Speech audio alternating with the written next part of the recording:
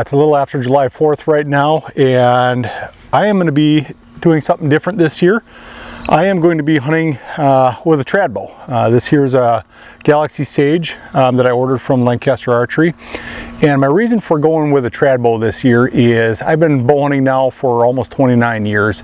I've been shooting archery for even longer than that, and I remember as a kid, we always shot recurves because they were the easiest bow that you could get your hands on. Compounds weren't that popular back then. Also growing up with two older brothers, you basically got what you were given. And in our family, that was a recurve bow because it was kind of a one-size-fits-all. And my dad's motto was if I wasn't strong enough to pull it back, I needed to bale more hay. And if I couldn't pull it back far enough, I needed to grow longer arms. And one thing I always remember though is just how pure these bows are to shoot. And unless you shoot them, there's really not, I can't describe it, other than pure. There's nothing like coming to full draw, letting go, and watching that arrow as it spirals down range and into the target. And I just got to that point, I think this year in my life and in my hunting career, that I want to get back to shooting traditional archery. This bow here, come fall or come winter, I ordered from Lancaster Archery. This is an introductory recurve. There's nothing real fancy about it. It's the Galaxy Sage. It's a takedown recurve, and I do leather work as a hobby, and what we kind of did is made our own accessories. So I'll start with that. And what I want to show you is my setup for this year and what I'm doing for hunting whitetails here in Wisconsin. And I'm not an expert on this. I'm not going to claim that I'm a traditional expert by no means, but I want to show you my setup. I'm going to show you what I'm trying, and throughout the year, if I find something that I like, I'll have to talk about it. If I don't like it, I'm going to say, hey, I didn't like this, and I'm switching. So I kind of want to bring you along on my traditional archery journey. To start off with my accessories, I'll go with this, my arm guard that I made. We do a lot of leather work. We do bridles for horses and saddlery stuff, belts, and why not make my own arm guard?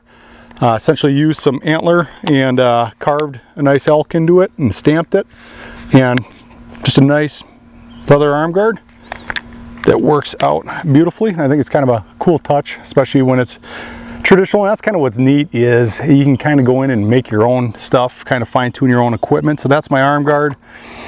Same thing with my finger tab. This is just nothing more than some stretchy cord with a pull tab on it. I went in and just kind of leather stitched a piece of leather, and this is actually chap leather, so it's a little bit thinner, that I'm able to cut out my own finger tab, and I absolutely love it.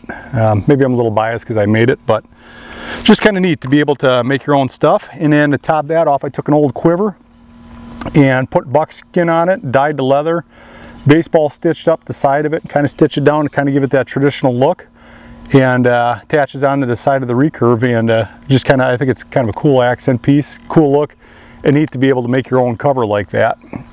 Now, the bread and butter, my actual arrow setup. These are the arrows. This here is, these are gold tips.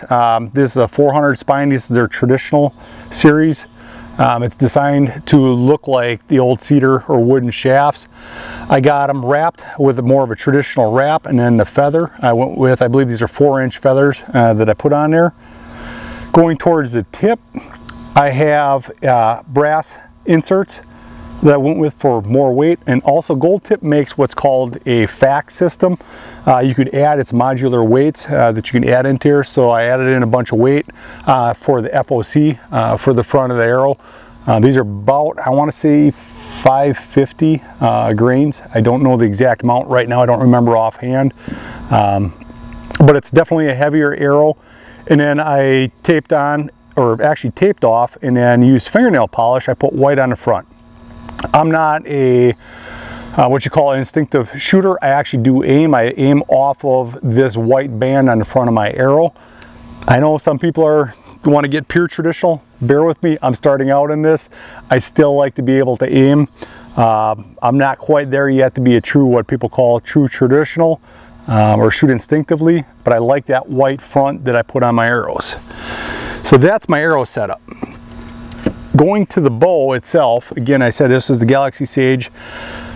I will tell anybody that's starting out in shooting a recurve, go with light limbs. Just to give you an idea, I'm almost 6'2". I shoot my compound is easily, I can draw back 70 pounds on a compound. That's a very comfortable draw weight for me at a 29 inch. I'm shooting 45 pound limbs on this recurve. So there's a big difference between a compound and a recurve. Now that I've shot as much as I have with a recurve, I can probably bump up limb sizes, and that's kind of what's neat with these is I can buy stiffer limbs. But if you went too heavy way too quick, you're going to lose your form. When you're drawing back, trying to get your form, and it's a totally different ball game than what you're used to with a compound. So my advice to anybody starting out with a recurve go with a lot weaker than you think you'd need. Again, this is a 45 pound on a recurve, and my compound is easily 70 pounds. I can draw that back and hold that back all day comfortably on a compound. Different story with a recurve. If you go too high, your form is going to suffer. And one thing about traditional archery or traditional bow is it does not sugarcoat your shooting form. When you shoot a compound, she's nice to you, she may lie to you and say, you know what, your form wasn't the greatest, but we still made that shot a good shot. This bad boy, if your form is not correct, if you're collapsing, you're plucking, it's going to exaggerate it. It is going to throw you way off downrange. So shooting form is huge, and work your way up. Don't push it, don't rush it. I'm shooting a fixed crawl. I actually have my knocking point, and then I have a red, kind of what I use for my tab. My shots on whitetail here in Wisconsin varies across the country. Me personally, even with a compound, I don't shoot beyond 25 yards at a whitetail anymore. I prefer my shots 20 yards and closer. This winter, we were at a working cattle horse clinic, and after we got done with our horses and working with them, we were practicing roping. Bear with me, drive this point home. I'm trying to toss my rope and rope the steer, the plastic steer, and I'm trying to bomb it out there. And the guy who was holding the clinic came up to me and goes, "Why are you trying to throw it that far?" And I said, "Well, in case that steer's out there that far, I can get him." And he says, "You know how you fix that?" My reply was no, and he quickly said, "Get a faster horse," and he walked away. That goes into archery. Me personally, I like that challenge of getting close. If that deer is too far out of bow range, that's part of it. Get a faster horse, find a new spot, get closer to that deer. Majority of my deer that I have shot with a bow are 20 yards and closer. Last year was like 18 yards. The last buck I shot prior to that, that was only at 12 yards. The doe I shot was at 8 yards. This is close quarter combat for whitetails here in Wisconsin.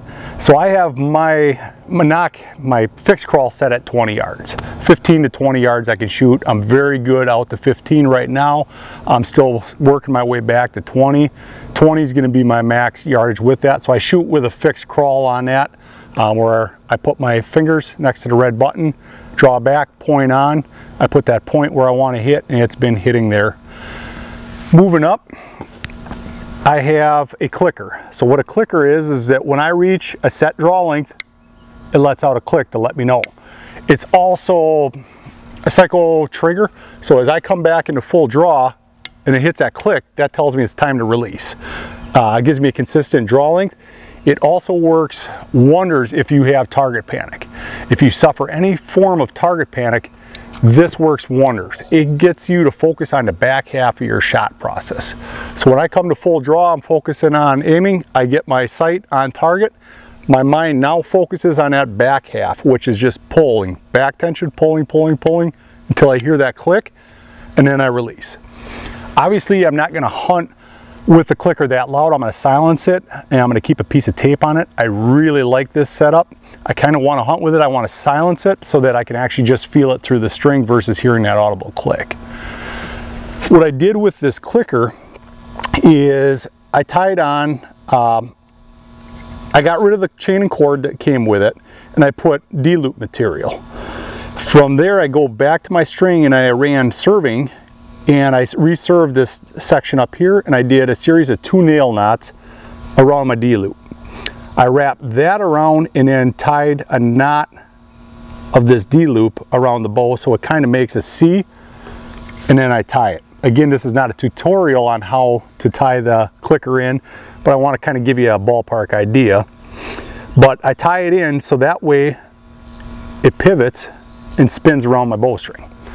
How these clickers are originally designed or marketed is that you weave this cord through your actual bowstring. Problem is, this is a takedown recurve. So when I take these limbs off, I take this string off, or I want to adjust my brace height, this has to line back up if it's through that string. I have to put those twists in order to get this to line up. By doing it this way, it doesn't matter. I can put in as many twists as I want, and it's just going to rotate around. Now, I will tell you, if you do it this way, you have to have some resistance on this pivoting, this twisting. And by doing that, prevents it from, when you shoot, that it doesn't whip and wrap around. To me personally, that is the best way to tie in a clicker. I absolutely loved it. I've tried the original way that came with the directions. I did not like that, so I came up with, by tying this method so it spins around it. And this has worked beautifully for me.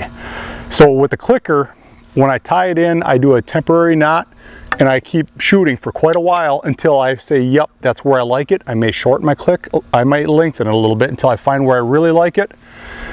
I will finish that off, and when I get it set to where I want my click to go, I tied in a constrictor knot, and that thing is rock solid in there.